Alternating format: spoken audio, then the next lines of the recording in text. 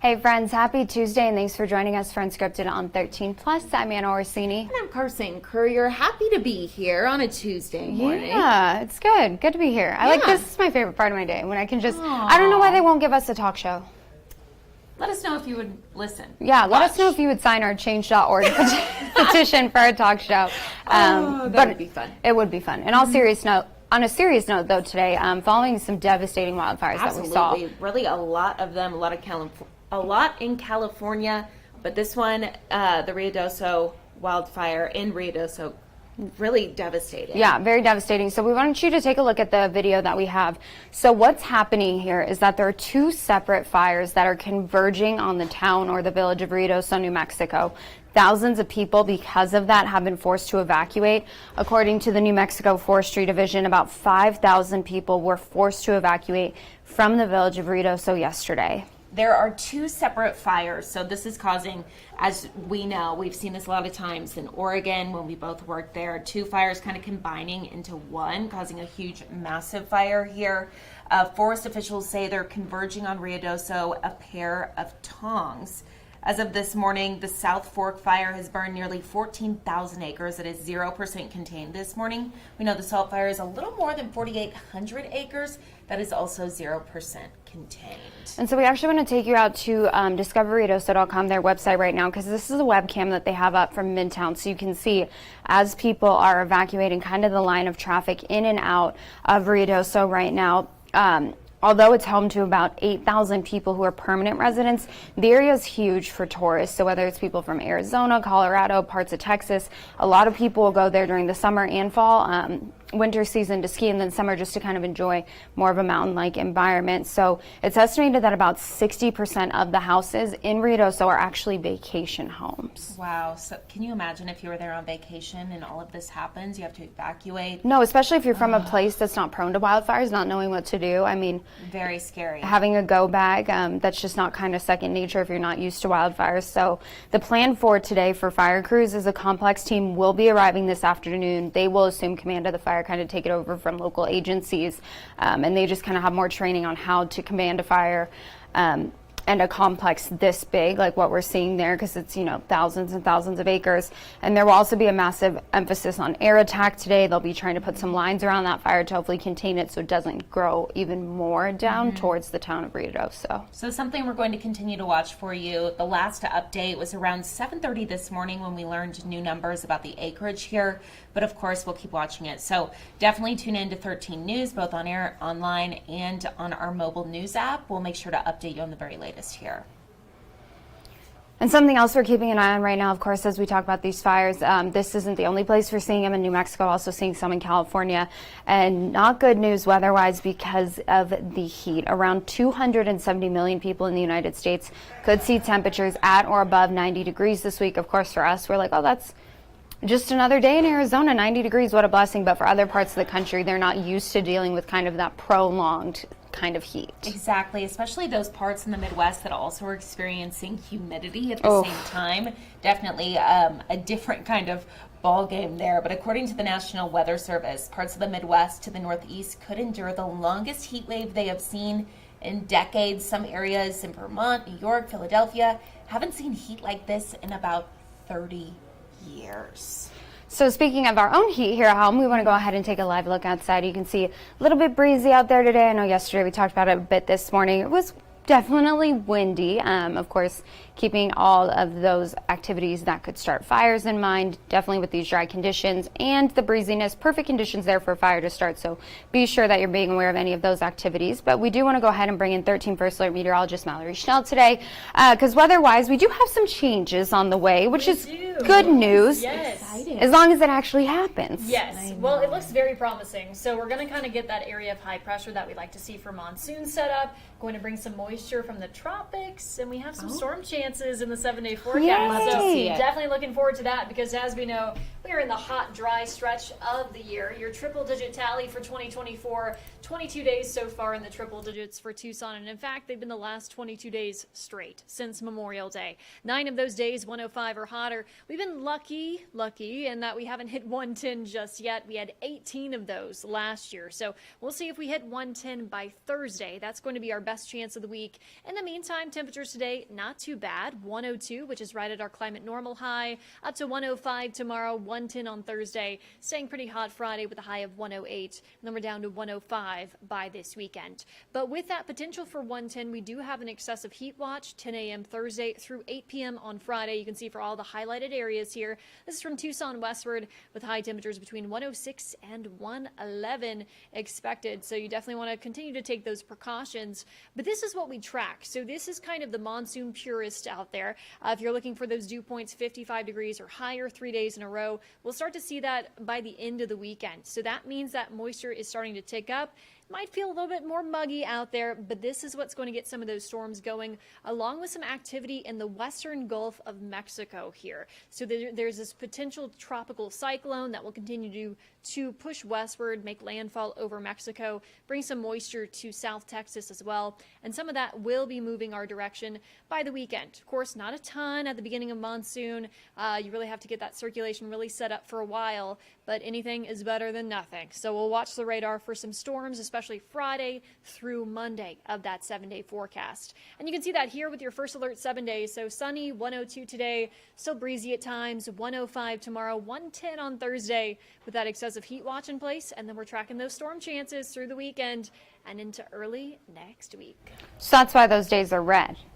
The excessive heat watch, yes. Cool. Do we think that'll be upgraded? Probably within the next 24 hours, and once it is, we will let you know. So Perfect. So potentially more first alert action days. potentially, On your first yes. day of summer. I know, Mother Nature's like, hey. Very fitting. Perfect. Well, thank you, Mallory. Of Thank you, course. Mallory. Something else that we're keeping an eye on here today at home. We've been talking a lot about this recently, the fake elector case here in Arizona. Now, 3 more defendants are scheduled to be arraigned. Former Governor Doug Ducey is actually on a list of 19 witnesses in the upcoming trial of 11 fake electors as well as others. Now, we know they're charged with fraud and conspiracy for their efforts to try and keep Trump in office.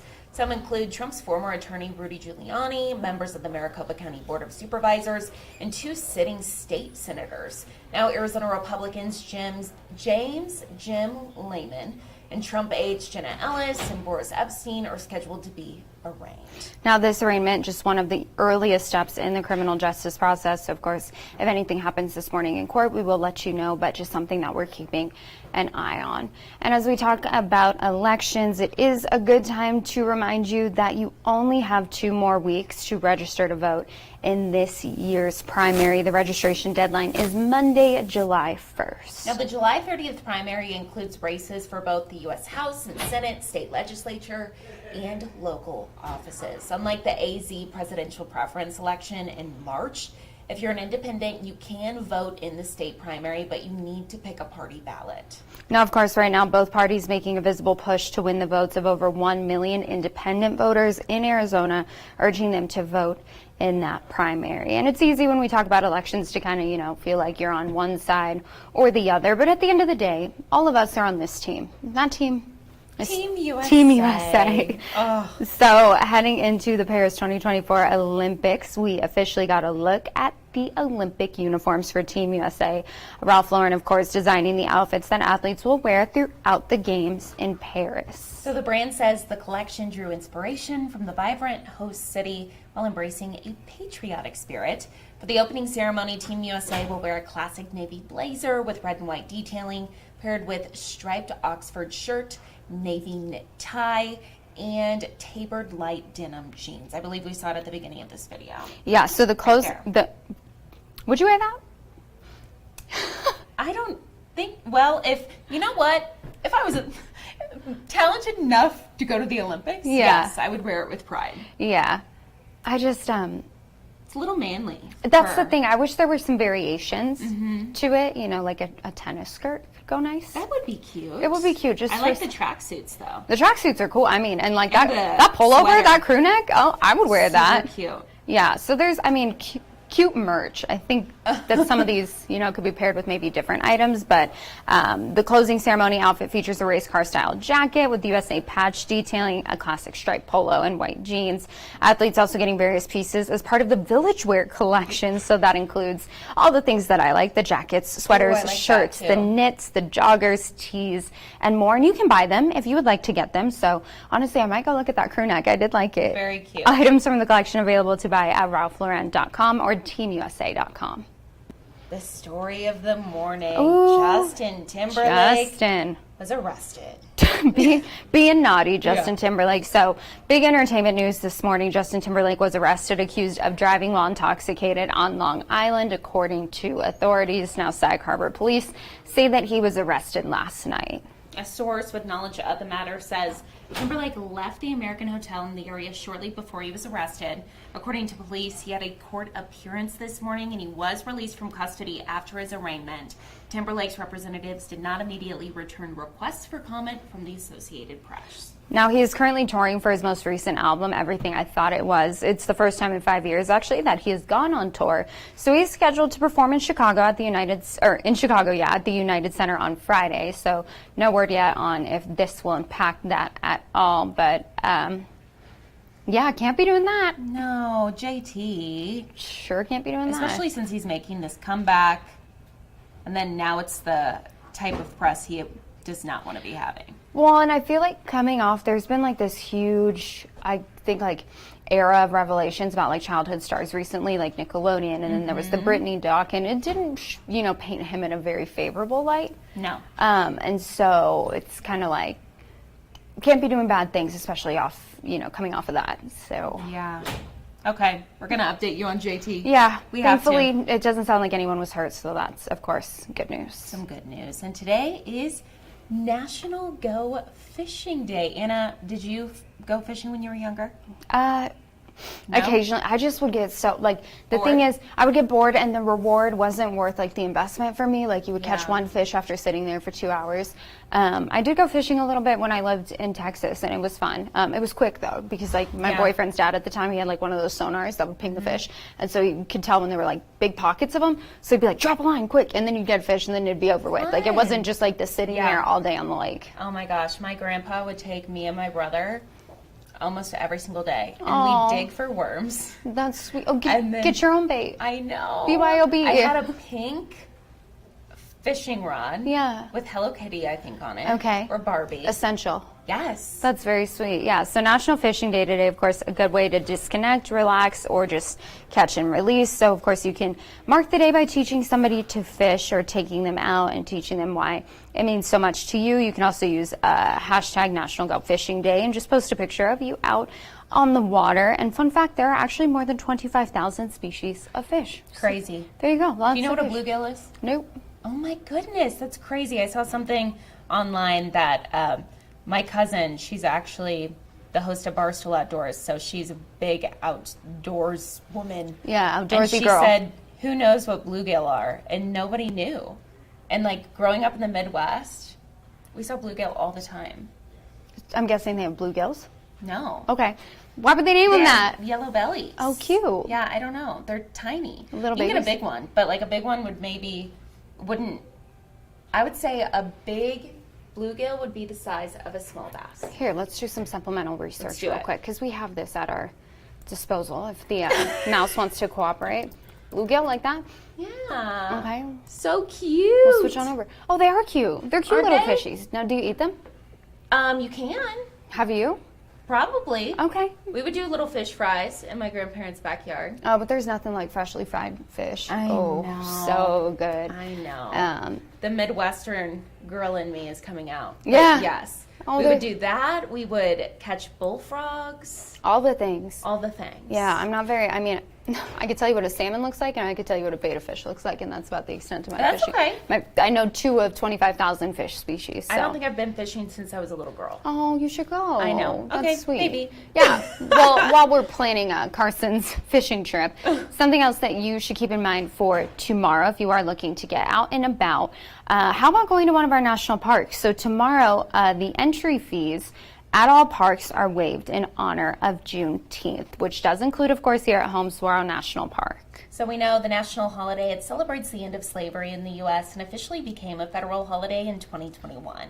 This year, it is the first time it will be a free entry day at U.S. national parks. So keep in mind, while entry will be free, fees will remain in effect for parking and activities like camping or fishing. Or fishing. Well, at least you get in for free. Yeah, exactly. I don't know. Tyler and I were talking this morning.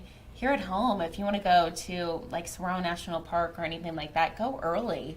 It's going to be hot. Yeah, but I mean, since it's so close, you probably could go early or, later in the day once it starts to cool off. The good news is that temperature-wise, soon, hopefully this weekend, will drop down a little bit with those storm chances moving in. But Thursday and Friday this week, not a good week to go to the national parks. Nope. No. Have you ever been to the Grand Canyon? I have. I have not. Have you not? Mm-hmm. It's really cool, actually. I fought my dad about it because he likes to do this thing where every 5 years I have to do an outdoor activity with him, an outdoor camping trip, the whole thing. It's not just we're gonna get an RV and go into the woods. It's we're gonna get kayaks and tents and we're gonna stay in the Grand Canyon for 3 days and you're gonna sleep down there.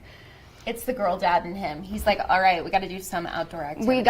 I just have to, I guess check that off the list for him. It's the least I can do for all the gymnastics meets and cheer competitions he sat through. There you go. But yeah, I mean, it's really, once you're in it and you're looking around you, and what's really cool is you can go into some of the caves and they have the petroglyphs and the hieroglyphs of kind of cave drawings, and you just see how this has evolved and you're looking at history. So it is cool, but middle of the night in the Grand Canyon and it's just silent. Terrifying. Oh my gosh, absolutely. I feel the same way. So again, that is happening tomorrow for Juneteenth. So go ahead and enjoy it if you can. And taking a live look outside one last time, you can see still a little bit breezy.